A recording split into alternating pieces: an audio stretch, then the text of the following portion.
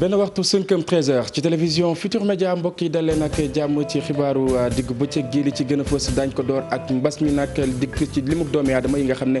ñoom ñoo ci wàññeeku ni ki tey ji nag ñett daal nañ ci toftalu waaye mu mel ni juróom benn fukk ak ñeent ci ay doomi aadama ñoom ñoo amee mbas mi daañ ci dikk ni mu gën a yaatoo xam ngeen ne bi mbas mi teroo fii ci mim réew nag dañoo jëloon ñenn ci ñoo xamante ni am nañ ay lijaasa yu toll ci rek li nga xam ne moom moo di doctorat ngi rek ñu fas yéene jàppale ñi nga xam ne ñoom ñoo nekkoon ci wàllu wér-gu-yaram ñoom ñooñu nag fas yéene woon a banque seen yoxo jëruñ ji nga xam ne moom lañ dénk wàllu wér-gu-yaram fii ci réew bu Sénégal woolu leen ngir amal ak ñoom waxtaan bokk na ci li ñuy naqarlu moom moo di contrat bi nga xam ne rek signé lu ñu leen ko daañ ci dikk ni mu gën a yaatoo jëruñ ji nga xam ne moom lañ dénk lépp lu soxal wàllu njàng mi ak njàngale mi nag demoon ca diwaan bu Sédhiou ngir rek daal di saytu li nga xam ne moom moo di matuwaay yi moom Mamadou Talla nag di xam ne jamono yi lépp noppi na ngir rek ñi nga xam ne ñoom ñoo di ndaw yi toll ci classe d'examen ñu mën a delluwaat ci daara yi waaye ñi nga xam ne ñoom ñoo di syndicalistes yi nag lenn dong la ñuy tiit ndax nawet bi ñëw na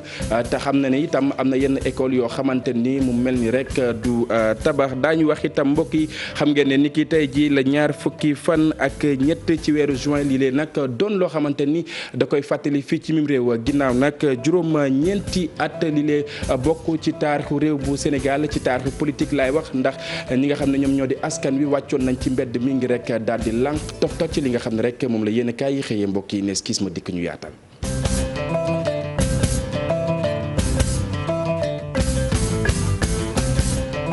salaamaaleykum mbokk téléspectateurs yu télévision Futur Média ñu nuyuwaat leen ci gën gi nuyu xibaar yi ñu doore ko ak mbas mi ñetti doomi aadama daal di dolleeku ci lim bi nga xam ne ñoom ñoo ñàkk seen bakken juróom benn fukk ak ñeenti cas positif la ñu am niki tey ji nag mu mel ni juróom fukk ak benn ci ñoom ay cas contact la ñu teewlu docteur Aloyse Waly Diouf moom moo yoroon kàddu bés bi.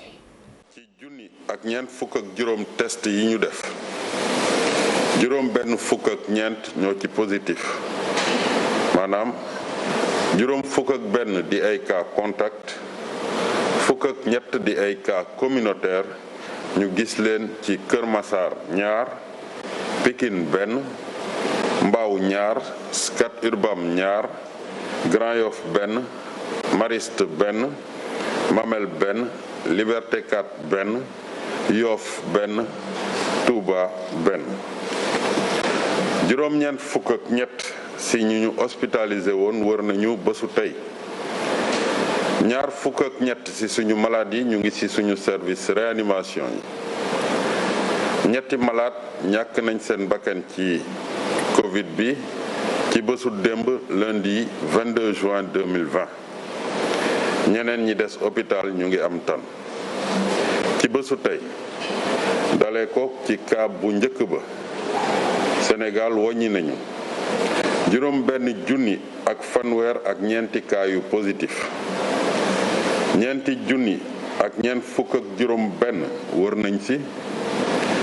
juróom-ñett fukk ak juróom-ñeent ñàkk ci seen bakkan mu des junni ak juróom-ñetti téeméer ak juróom-ñeent fukk ak juróom-ñett ci suñu structure hospitalière yi. ci wàllu mbas mi maa ngi leen ko doon junju sànq xam ngeen ne bi mu teeroo ci réew mi nag ñenn ci ñoo xamante ni seen xam-xam màcc na jëm ci wàllu wér-gu-yaram dañu leen jëloon ngir rek ñu dimbali ñi nga xam ne ñoom ñoo xas a nekk ci wàll wi ñoom ñooñee nag jamono yi mer ba futtu la ñu def fas yéene banque seen loxo lu toll ci ñaari fan naka noonu itam jëwriñ ji nga xam ne moom lañ dénk wàllu wér-gu-yaram fii ci réew bu Sénégal daal di leen di woolu ngir amal ab waxtaan ak ñoom ngir rek ñu daal di bàyyi li nga xam ne moom la ñu jàppoon bokk na ci rek ñaari weer yoo xamante ni dige woon nañ ko ak ñoom te jamono yi nag France daal di xëddeem ak itam yenn ci ay prime de risque yoo xamante ni waxoon nañu ko ak ñoom. ñu wax ci leneen mbokk yi ci mbas mi ba tey xam ngeen ni itam am na ay gàllankoor yoo xamante ni def na ko ci yenn ci ay njaboot loolee waral itam ñenn ci ay soxna daal di booloo banko seeni ay yoxo ngir rek daal di dimbalante naka noonu itam ñu daal di taxawal li nga xam ne rek moom moo di ndimbal njaboot ngir daal di jàppalante ci seen ak biir ndax jàpp nañ ni lii rek moom mën a tax jàngoro ji nga xam ne nag coronavirus bi mi ngi koy amal fii ci mim réew waaye itam ñu jàppalante ci li nga xam ne moom moo di seen ak biir ndax duñu yëg lu ni mel ñu teewlu reportage bu Cheikh Anta Diop. di ay soxna yoo xamante ni dañoo duppee seen bopp dimbal njaboot jàppal ma jàpp lay doon ku nekk loo am indi moo taxoon ñu dikkoon fii ci Tivaouane jon ci jàppale soxna yi nga xam dañoo néew doole. comme yàlla def na ne feebar bi dafa bari muy mbas mi nga xamante ni tey jii moom moo lëmb réew mi kenn ku nekk di def ci sa participation te ñu xamee ndimbal njaboot ci doom même bu fekkee woon ne woon du woon feebar bi du dara donc ñu jóg ñun tamit pour def suñu participation ci li jigéen ñi di def xam ne jigéen ñi soxla nañu ko ñëw jàppale ñi nga xamante ne ñooy fédération bu ndimbal jaboot aussi fekk si suñuy partenaire pour ñëw mën leen jàppale si fii ci Tivaouane. C'est l'union qui fait la force et ndimbal jaboot solidarité c'est notre arme mais solidarité c'est notre force. ndimbal bi lépp loo xam ne jaboot soxla na ko rek mi ngi ci biir ceeb mi ngi ci biir diwlin mi ngi ci biir saabu mi ngi ci biir eau de javel mi ngi ci biir omo mi ngi ci biir muy denrée muy loo xam ne jigéen dina ko jëfandikoo ci biir këram rek yàlla dafa def mi ngi ci biir. nee nañ sax nguur gi mënul def lépp waaye nag jigéen ñi tey bu ñu taxawee amal ay kuréel seen biir dinañ mën a fajal seen i bopp seen i soxla te kenn du ci dugal yoxoom. ndimbal jaboot bëgg na ku feebar mu mën a faju ndimbal jaboot bëgg na ku xiif mu mën na dimbali mais financement yi nga xamante ne ñu ngi koy jox jaboot yi di ci liggéey pour am dara ñu am ci parce que ñun dañuy cotiser fukki dërëm di jox suñuy membre financement yàlla di leen dimbali ñu ciy góorgóorlu baax. soxna yi toll nañ ci juróom-ñaar fukki junni daanaka fépp ci réewum Sénégal am nañ fay cellule ndimbal yi nga xamante ne ñu ngi koy joxe seen biir jàppal ma jàpp dina tax nag jigéen ñi am lu ñu yor seen gafaka mën a demal seen bopp. Cheikh Anta Diop jàppal ma jàpp boobee nag ca diwaanu Kolda mu mel ni tam lu ni mel la ñu fa nemmeeku ab coopération canadienne moom moo fas yéene dimbali askan wa nga xam ne ñoom ñoo fa yeewoo ci jamonoy mbas mi naka noonu itam mu daal di leen jébbal ay jumtuwaay Abdoulaye Diallo. dimbale ndaw yi ci diwaan yu bët Saalum réew mi ak yu Sénégal oriental ci xeexum mbas mi. coopération canadienne mi lëkkaloo ak UNFPA ñoo dégagé ay moyens yu takku. looloo tax UNFPA ànd ak ñu ñuy wax affaire mondiale Canada muy Canada ñoo ñu financé pour ñu defar ay projet fii ci région sud. donc bi ñu ñëwee ñu gis ne mbas mi dafa tàmbali mars ba léegi ci lañ nekkat contrat plan de travail yi nga xam ne moom lañ amoon ak CCA nañ ko xoolaat seet ni ñuy def ba mën a xeex d'abord mbas mi looloo taxoon tey ñu ñëw ñu jàppale leen. nga xam ne PPJ li ñu ko jox war na toll ci lu ëpp téeméeri millions léegi nag PPJ dafa ñëwaat tey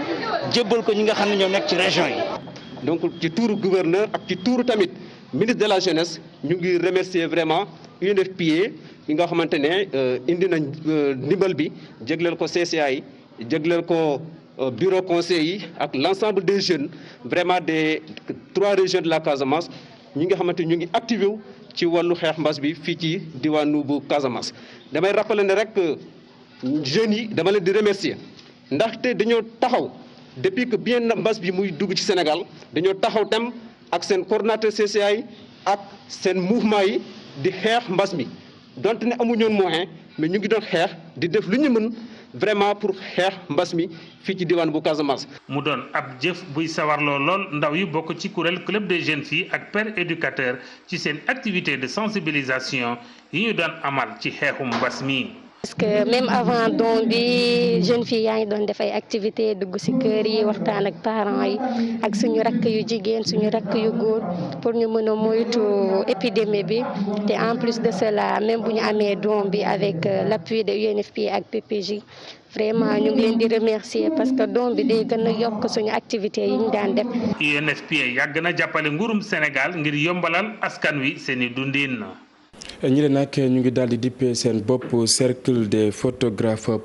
professionnels nag ñoom ñooñu itam daal di fas yéene gunge ñi nga xam ne ñoom ñoo ji aji tukki gi nga xam ne rek ñoo ngay bàyyeekoo ca gaaru Thiers des Beaux Maraîchers nag daal di leen di jox ay masque ak yeneen yu ñuy xeetoo ngir rek ñu daal di mën a amal li nga xam ne moom moo di seen ak tukki ci jàmm. Fat Bintou Konté ak Thierno Laurent Mendy. dafa di yoon nekk loo xam ne sax nag dafa war nga yor masque balaa ngaa dugg fee nga xam ne moom moo di gare des Beaux Maraîchers su ko weesuwul tukki moom dootoo ko def. waaw bu dugg si ba lu muy dugg si doon ko wax takkal max wala nga raxasu ba set ak gel. loo tax sax nag ñi nga xam ne ñoom la ñuy woowee le cercle des photographes professionnels nekk fii ci Sénégal ñu bëgg nag li nga xam ne moom moo di xeexu mbas mi la ñu dugal ci seen loxo defar ay masque di ko may ñi nga xam ne ñoom ñooy voyageurs yi le ndax li ci ëpp ci ñoom bu ñu ñëwee ba ci gaar gi dañ leen di faral di wàññi ndax amuñu masque. tey ci Beaux Maraîchers donc doon fi def benn geste au niveau du Covid-19 maanaam dañu defaroon ay masques confectionné ko daal di ko personnaliser pour vraiment porter notre pierre à l'édifice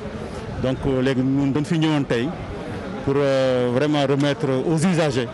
parce que des fois mu am benn usager boo xam ni day fàtte masque ñëw ba fii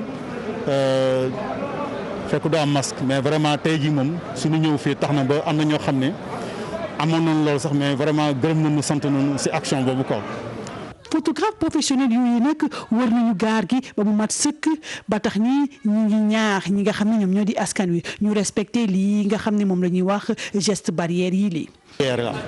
yi nga xam ne ministère de la santé moo ko imposé aux gens pour que les gens respectent ça parce que quand même la pandémie est toujours là donc suñ si jógalee rek ça risque de tourner au vinaigre quoi léegi nag ku nekk jël conscience ne que affaire bi c'est un combat national boo xam ne ñun ñëpp dañ si war a jàpp amul xiili amul xaala quoi. ndax ñoom jàpp nañu ne lii nga xam ne moom moo di Covid 19 bi ba tey mi ngi fii ci Sénégal te faaw nag ñu jëlee ko fii nu mu gën a gaawi. Fat Bintou jëlee fii li nga xam ne moom moo di Covid 19 fii ci réew bu Sénégal keneen koo xamante ni nag defar na ay masque daal di koy jébbal askan wi di statiste bii di Ahmed Diop naka noonu itam muy sàkku ci ndaw yi nga xam ne ñoom ñooy yeewoo ca diwaan bu Médina ñu daal di def comme moom ngir rek mbas mi daal di ñuy abal fii ci mim réew dañuy teewlu Ahmed Diop ak itam ki nga xam ne moom moo di Maguette Seye Pafara Ñing ak Amadou Ba ñoo taataan seen i kàddu. Covid 19 bi doon loo xam ne nii. loo xam ne nii il faut ñu liggéey loo xam ne pour Médina la parce que tey jeunesse baa ngi nii amul benn jeunesse boo xam ne fii takk na masque kon ki mel ni comme man su ma gisee lu mel noonu tey man en tant que styliste boo xam ne damay ñaw ma jël sama propre moyen xaaruma état xaaruma kenn sama propre moyen laa jël ñaw li mat 1000 max li ko may jeunesse Médina bi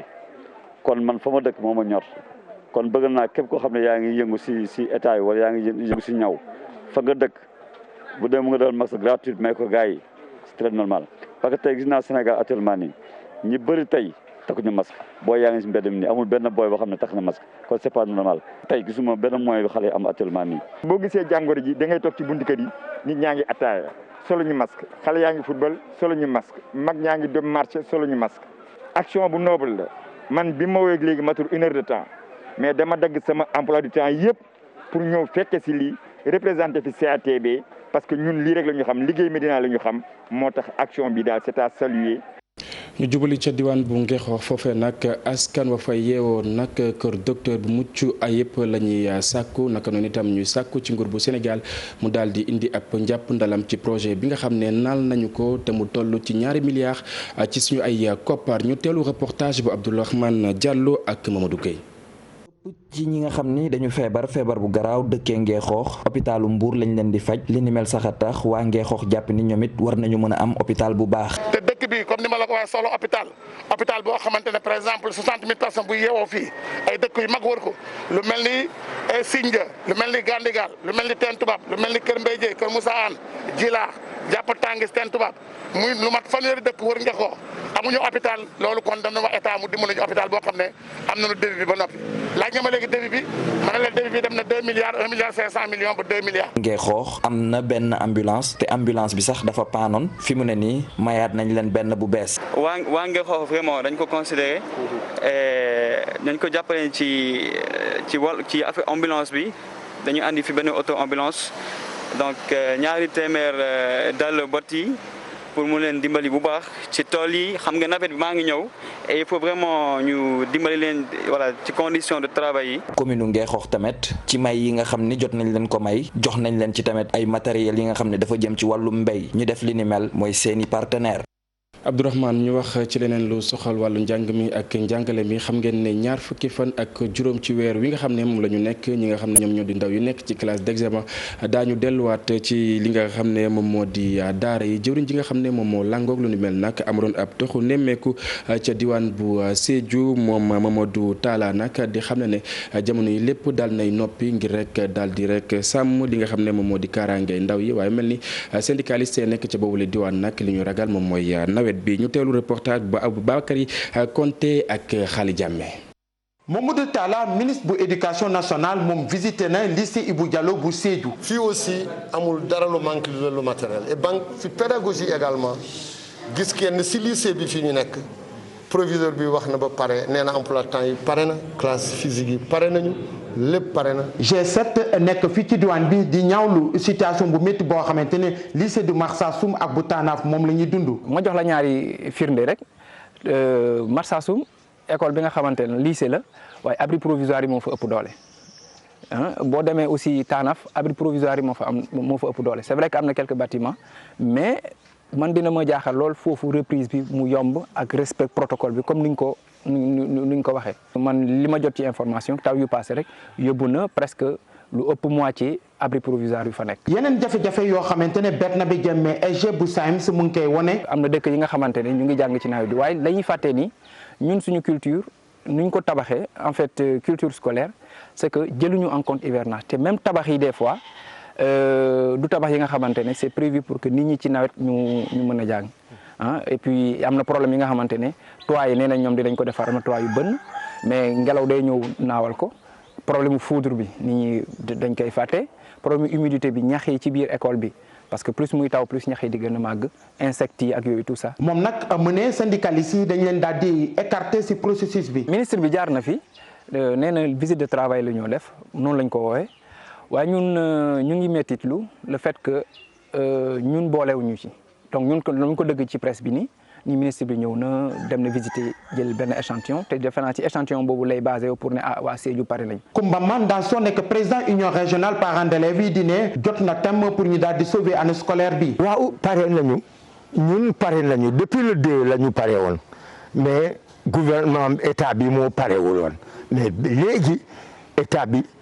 pare na. fii ci diwaanu Sédhiou nag inspection d'académie fu mu nekk nii mu ngi ci dernier réglage yi loolu yëpp pour ñu mën a réussir réouverture bu 25 juin.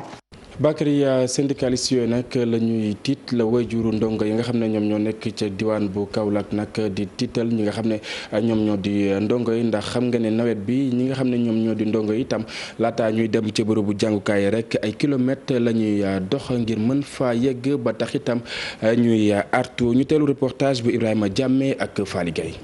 beneen ndaje ngir waajalaat tàmbaliwaat njàng mi ci classe d'examen ñu koy duppee acte de reprise des cours syndicats yi parents d'élèves yi waa COSYDEP ñëpp ci wetu inspecteur d'académie ngir nag ubbiwaat école bi de mën a jaar yoon. Siaka Goudiaby di inspecteur d'académie bi di ñu xamal ne nag fi mu toll ni de daanaka lépp yemb na. lu ñu gis dafa dalal xel vraiment ñëpp dañu rafetlu ci dispositif bi ñu ne mën nañu reprendre cours yi.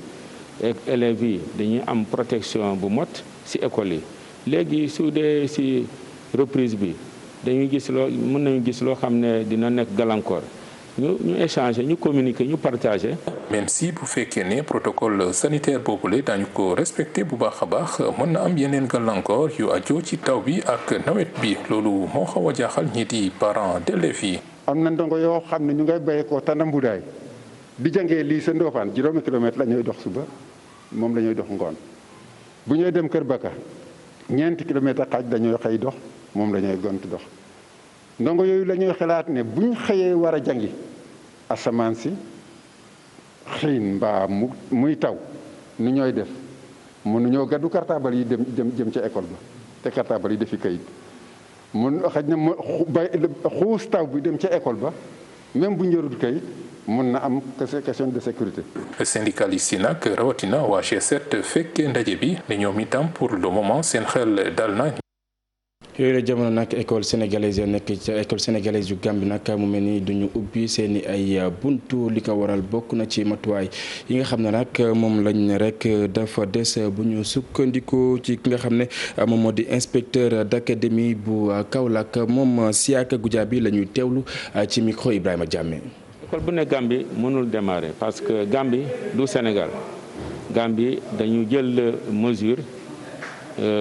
pour confiner seen population bi foofu école doxul école yu nekk Gambie école gambien yi doxuñu kon école sénégalaise yu nekk Gambie tam mënuñu dox ñu ngi déglu autorité gambienne bu ñu jëlee décision pour ubbiwaat seen école yi su booba ñun tamit dinañ jox kaddu instruction suñu jàngalekat yi ñoo ngi fii Sénégal pour ñu mën delloo Gambie ñu mën étudier mais lépp loo xam ne dañ ko sóoraale jokkoo école yu nekk fii Sénégal suñu école yi maanaam kit sanitaire yi moto yi ñu jël fii pour école yu nekk Sénégal pour ñu mën fonctionner le 25 yooyu yëpp dañ ko sóoraale pour école sénégalaise yi ñu nekk Gambie ñoom yëpp dinañu am kit dinañu am lave-mains dinañu am thermoflash dinañu am ay masque ay gel loolu yëpp jël nañu ko ba pare kon foofu tamit ñu ngi leen xaar bu amee gàllankoor dinañu seetu ni ñu koy faje parce que de toute façon su dee problème pédagogie parce que mën nañu accuser tuuti retard mais dinañu seet comme affaire pédagogie la dinañu seet naka la ñuy organiser suñu enseignement apprentissage yi pour que modalité enseignement apprentissage yi mën a gën a efficace mën a gën a efficient pour que ñu travailler si nu mu baaxee ak nu mu gaawee. beneen naataangook Siak Goudiaby di Pape Baba Diassé di inspecteur d'académie bu Thiès moom nag di dalal xelu ndongo yi waaye itam ñi nga xam ne ñoom ñoo di waajur yi dañuy teewlu ay kàddoom Cheikh Anta Diop moom moo ko taataan. tey nag dañu dellusiwaat gannaaw bi président de la République jëlee dogal ne léegi xale yi dañuy delluwaat ci salle de classe yi le 25 juin ñu ànd ci ak comité bi nga xam ne moom la gouverneur taxawal fii ci Thiès. pour saytu xool fan lañ toll ci préparation boobu. biñ génnee ci jotaay bi wax dëgg yàlla ñi fa nekkoon yëpp muy syndicalistes yi muy chef d'établissement yi muy autorité administrative yi muy collecteur local muy chef d'établissement yi ñëpp daal d'accord nañ ne pare nañ pour que xale yi. jàngalekat yi delluwaat ci salle de classe yi. matuwaay yu mat yi mooy li ñuy wax protocole sanitaire xam nga dafa am protocole boo xam ne moom la ministère de la santé jébbaloon ministère éducation nationale nga xam ne dañ koo war a topp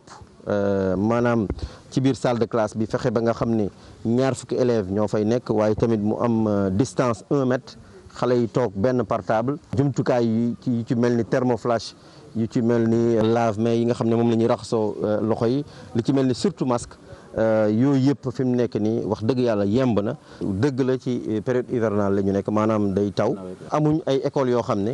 comme Dakar wala feneen dafay inondé amul ay écoles yu inondé fii nii à part école Jules Sagna te Jules Sagna sax du inondé buntu bi la te dañ koy defal mur boo xam ne ndox bi du dugg ci biir fii ci Thiès daal waxaguñ ñu bokk jàngalekat boo xam ne mbas mi laal na ko ñu ñaan yàlla rek yàlla mosal ñu ci tamit mosal ci jàngalekat yi ndax li ñu bëgg a def nii ñu mën koo réussir. ci juróom-ñett yoo jël nag fukki njiitu antenne nag ASBEF nag ñoom ñoo jàkkaarloon ak way taskatu xibaar yi bokk na ci li ñuy ñaawlu moom moo di rek digal li nga xam ne rek justice daal dina koy jël duñ ci sori dañuy teewlu ki nga xam ne moom moo di Yoro Oumar Diagne Pape Fara Ñing ak Amadou Ba ñoom ñoo taataan ay kàddoom. organisé woon ay élection yi bi ñu ko organisé ba pare ñu gagné ki nga xam ne mooy Patrice Dazouza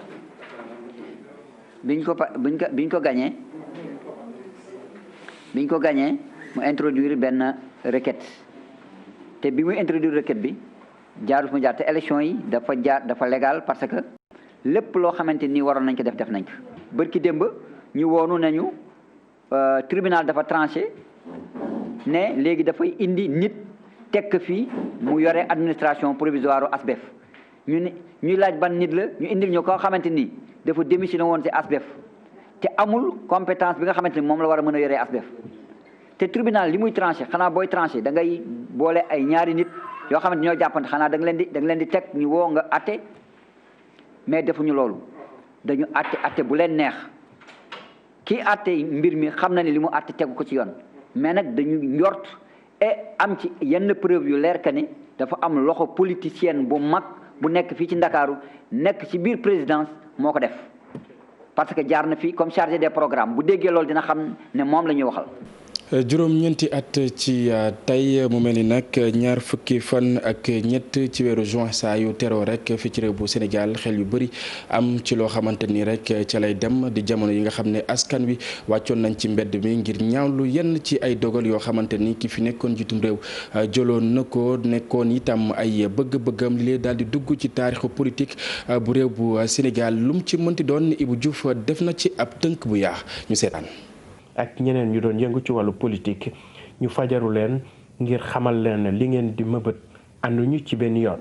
dox mu jàmmarloo bu metti diggante takk der yi ak ñi nga xam ne ñoo doon manifester ñu bëri amee woon ci ay gaañu yu bëri ñeneen ñi tamit ñu teg leen loxo lu toll ci téeméeri nit ñu yóbbu leen fi nga xamante ne mooy hôpital Dantec hôpital principal ñeneen ñi ca infirmerie Camp Abdou Diassé ndax seen gaañu ñu ne nag ay bërëb yu bëri ci réew mi tamit yàqoon nañ leen bokk na ci këru Farba Senghor ñu taali otom laata ñu jubali hôtel député yàqati ko tamit ñi nga xam ne ñooy taskatu xibaar yi ñi fekk baax fi ci réew mi ak ñi bàyyi ko woon bi ci réew doon topp yooyu la xew-xew chaîne de télévision privée yi doon def ay direct ay édition spéciale ngir xamal askan wi nekkoon seeni kër yi tolluwaayu mbir mi ca ngoon sa nag ci la njiitu réew mi Abdoulaye Wade jëloon dogal yëkkati projet de loi boobu ngir xamal waa société civile ak mouvement Y'en a marre li mu doon sumb tegaat na. Ibou Diouf du ñàkk ñu itam dañ ko fàttali askan wi nga xam ne rek ñoom ñoo ñuy seetaan fii ci télévision Futur Média ay jotaay yoo xamante ni dañ ko ubbi ci wàllu wi ñu wax ci leneen mbokk yi lu ñeel li nga xam ne moom la yéen a kaay xëyee ñu ànd ci ak Mamadou Mohamed Ndiaye. jërë ngeen jëf Financial Times di yéene kay bu nekk ba Angleterre la fa président Macky Sall xëy wax teere ji ne ci xët mu njëkk l'Observateur ubbil yéene kay bi coronavirus beeg li muy yàq ci àdduna bi la leen wax ne bu dakkul du jur jàmm ci koom-koomu réew mi wax na leen it li mu xalaat ci yàqu-yàqu yu faux médicaments yi mën a jur ci Afrique bay sàkk moom président Macky Sall ci continent bi ñu jël seeni matuwaay ngir moytu lépp lu duy faux médicament waxi pétrole ak gaz gi ñuy wax ci réew mi njiitu réew mi Macky Sall wax ci retaaru ñaari at yu ci naraam ndax coronavirus bi coronavirus boobee xëy nañu jàng ci Libération ne Sénégal mi ngi léegi ci téeméeri décès yu manqué fukk ak ñeent maanaam juróom-ñett fukki néew ak juróom-benn ndax démb am na yeneen ñaari décès yu yees yu waa ministère de la santé wax source nañu fan yii di ñëw ko yóbbu séntu mu doon semaine bu yéeme ci réew mi ndax démb ñoo ngi ci juróom-ñett fukki cas coronavirus ak ñaar fukki cas garaaw ak benn di cas yoo xam ne seeni borom ña nga Sowétas ak yeneen ñaari décès yu yees coronavirus bi yéene kaay bi dañu fitna dëgg la indi ci réew mi fitna ji ne jasar ci réew mi Vox Populi nee nañu li ko fi indi coowal suuf la li fi am bomb la ne mu di ca Gàddaay di ca Ngor Bambilor ak Kawoon coowal suuf moo fi lëmbe laatir bi nañu dansé mi ngi xeeñ ci réew mi ndax yi ñaxtu ki xultu yu dul jeex ay manifestation ca Gàddaay ak ci Koumpentoum ñii ñu naan ay militaire invalide seen ñëgg-ñëggi xol di frustration dem na ba jéggi dayo tax ñu génnee ko journal bii di La Tribune nañu ca Gàddaay donte ay dënn jóg nañu fa ba nit ñi di manifester ka def ay grève de la faim terewul am na ay bay defal yàlla yu jóg seenu dal ngi dox ci tànki jàmm ak di defal askan weeka dalal seenum xel ci ñooñe yéenekaay bi nee nañu ràññe nañu ci promoteur immobilier bi di Abdoulaye Sow doon nit responsable politique APR ca Kër Massar dem na ci askanu Gàddaay wax ak ñoom waxtaan ak ñoom ba wax ñu ci journal bi ne coow loolee léegi tey mu lijjantiku ndax maître Augustin Tine gise naa collectif gi li ñu leen di ñaan mooy ñu ànd ak dal bàyyi lépp mu sedd giifal seeni dënn ndax président Macky Sall jot na ci wax ji te léegi tey mu saafara ko source soo mel ne ku naan ko kon na ca gaaw ne fii ñu toll indi bi fu nekk lay folote li ko dalee Gàddaay ba Ngor coowal suuf moo xañ askan wa jàmm la si ne kay nañu jàmm amul woon démb ca Gàddaay bu ne askan yi ba ñu wàccee ca mbedd yee doon manifester ngir bëgg ñu delloo leen seen suuf police yee ñoo doon jàmmaarlo ak ñoom ba gaañ ci ñoom juróom-ñett jàpp fukk ca manifester yi ku tuddi manifester ci réew mi xel dem ci yi fi woon 23 juin 2011 Les Échos nañu tey ji 23 juin 2020 ci la manifestation yooyu di am juróom-ñeenti at waaye seetlu nañu ne ñi sosoon 23 juin fësoon lool ci combat bi tey ji ñoo gas am kan ba mu xóot jël lépp suul ci ne ñu bari ci ñoom dem nañu làngale ji ci làngu nguur gi fàtte histoire boobee Mamadou Mbodj moo ci ne woon di ñoti ak doon dabaatal waaye ba mu tàyyee ca la bàyyee keneen ku ñu ca ràññe woon di Alioune Tine njiital Afrikajom Center di ñu wax ci xët mu njëkku la Sénégal ne guddi yi ñu toll M23 bu doon nita ñu ne takk nde rekk la dese waaye la ci des yépp dem na yoonam yoon di justice ca la ñuy dem seeti ka fa jóge démb di Cheikh Yérim Seck enquête dina kay nañu ñol yaa ngi gën a tar ci moom Cheikh Yérim Seck tuumay avortement la ñu koy toppe ba taxoon ñu woolu woon ko démb ca gendarmerie fukki waxtu yi lëmm def na ko fa ginnaaw bi ca la ñu ko bàyyi moom Cheikh Yérim Seck mu dellu cekkeen waaye tey ji ci suba war naa delluwaat infirmier bi ñu ne moo doon yàq ëmb bi enquête nañu benn waay la bu sant Sow nee nañu mook Cheikh Yérim Seck ña nga xamante ca kaso bu Cap Manuel ba ñu koy auditionné démb ca gendarmerie bu section recherche bu Colobane moom Cheikh Yérim Seck na mbir ya demee journal L'Observateur xëy na ci dem ba jeex ci passetam ci xët mu njëkku Libération it moom Cheikh Yérim Seck moo ki mbiram ñoo fa nekk tuumay avortement boobee dox diggam ak ndaw si ñu naan Ngóone Thiam Libération mbir mu salte te ñaaw la ko jàppe ba xamal ñu ne ndaw si Ngóone Thiam ñu naan ab mineur la du mineur magam jëmmu la commerçante la bu am ñaar fukkeet ak juróom-ñeent nee na Cheikh Yérim Seck moo ko ëmbal ba nuppi yónnee ko xaalis ne ko na yàq ëmb bi yéenekaay bi nañu waaye Cheikh Yérim Seck waat na wàcc ne ay sos la mësuta ëmbal ndaw si xaalis boobee mu ko yónnee woon da ko doon jàppale ngir mu mën a fay location ma docteur Yaya Sow mi ñu ne moo yàq ëmb bi Libération nee nañu amul way wu rafet ci réew mi casier judiciaire bu taq répp la yore ñi yore journal Source A tey la ñuy yéemooti ci àdduna ubbil yéenekaay bi ca kokki ñeent fukki dërëm maanaam 200 francs moo tax seen nas ndaw matt wu jëm ba dagg tuñam yóbbu Mamadou Mohamed Ndiaye cant ak ngërëm ñal na la mbokk yéen itam naka noonu ñu jaar fa daal di buur yi la jotaayu xibaar rédaction bi di leen jox dig daje daañu fi teewaat ngir fi ci leen xibaar yi ci kàllaamay kocc lu mooy loolee itam ñu bàyyi leen ngeen wéy ak suñu ay programme fii ci télévision Futurs Médias jaa ngeen jëf.